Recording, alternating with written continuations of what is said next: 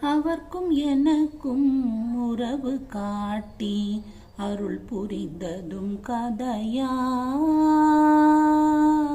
அவர்க்கும் எனக்கும் உறவு காட்டி அருள் புரிந்ததும் கதையா.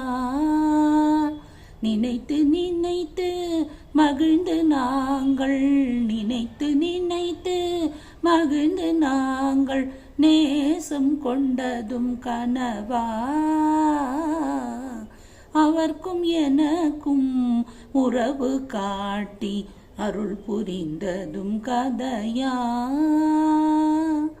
இனிக்கும் காதல் இருவர் வாழ்வை, இனிக்கும் காதல் இருவர் வாழ்வை பிரிப்பதே உந்தன் செயலா.